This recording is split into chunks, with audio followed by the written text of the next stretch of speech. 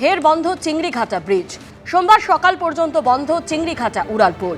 বৃহস্পতিবার রাত 8টা থেকে বন্ধ চিংড়িঘাটা উড়ালপুল। সোমবার সকাল 8টা পর্যন্ত সম্পূর্ণ বন্ধ থাকবে চিংড়িঘাটা উড়ালপুল। সোমবার পর্যন্ত চিংড়িঘাটা উড়ালপুল দিয়ে যান চলাচলে নিষেধাজ্ঞা। চিংড়িঘাটা উড়ালপুল বন্ধ থাকায় বিকল্প রাস্তা ব্যবহারের পরামর্শ ট্রাফিক পুলিশের।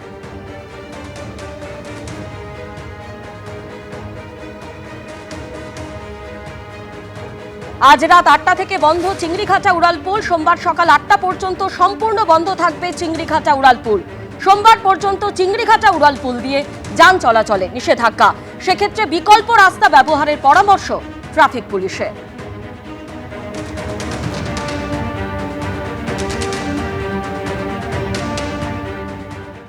জোকা ধর্মতলা পার্পল লাইনে প্রথম পর্যায়ে টানেলিং এর কাজ শেষ।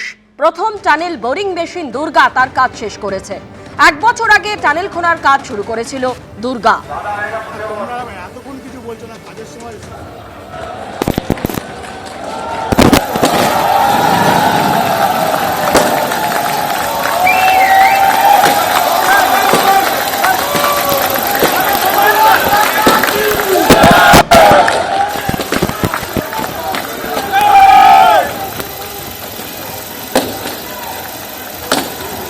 কলকাতা মেট্রোর পার্পল লাইন নির্মাণে বড় সাফল্য।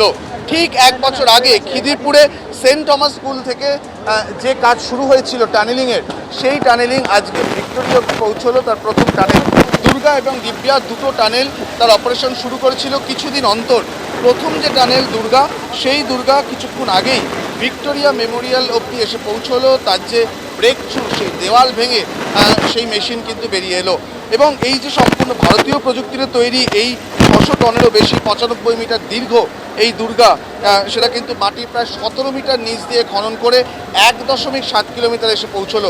কলকাতায় এর আগে টানেলিংয়ের ক্ষেত্রে খারাপ অভিজ্ঞতা হয়েছে নাগরিকদের বউবাজারে, তাই বাড়তি সতর্কতা অবলম্বন করা হয়েছিল। কারণ এই মেশিনও কিন্তু ফোর্ট উইলিয়াম পুলিশ ট্রেনিং স্কুলের মতন ঐতিহ্যশালী ভবন এবং বেশ কয়েকটি ভঙ্গুর ভবনের পাশ দিয়ে কিন্তু রওনা হয়েছে।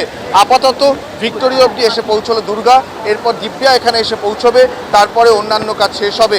মনে করা হচ্ছে 2029 সালের মধ্যে জোকা থেকে ধর্মতলা সম্পূর্ণ রুটেই যাতায়াত করতে পারবেন সাধারণ মানুষ। ক্যামেরা দীপ্তেন্দু চক্রবর্তীর সঙ্গে অরিজিৎ ভট্টাচার্য, এবিপি আনন্দ, কলকাতা। কলকাতা তারাতলায় নির্মীয়মান গোডাউন ভেঙে পড়ার ঘটনার তদন্তে পদক্ষেপ কলকাতা পুরসভার। ওই ঘটনায় সংশ্লিষ্ট empanel structural engineer, geotechnical ইঞ্জিনিয়ারকে তলব। ইঞ্জিনিয়ার শান্তনু দত্তকে শুনানিতে হাজিরা হবার নির্দেশ দিয়েছে কলকাতা পুরসভা।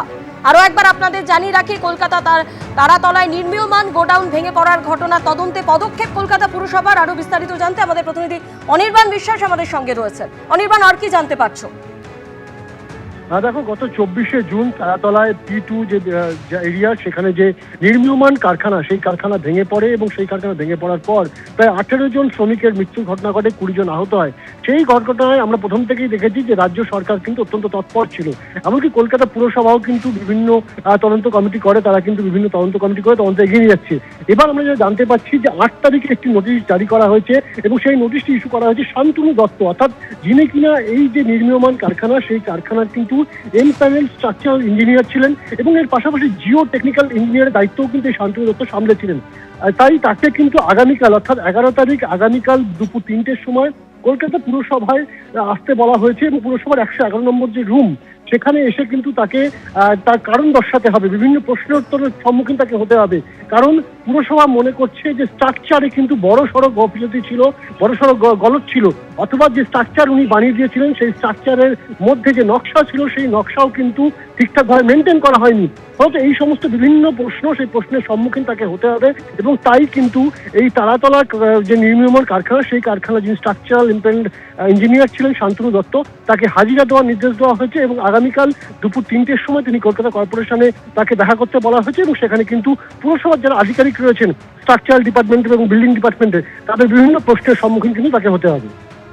ধন্যবাদ অনির্বাণ। এবিপি আনন্দ, এগিয়ে থাকে, এগিয়ে রাখে।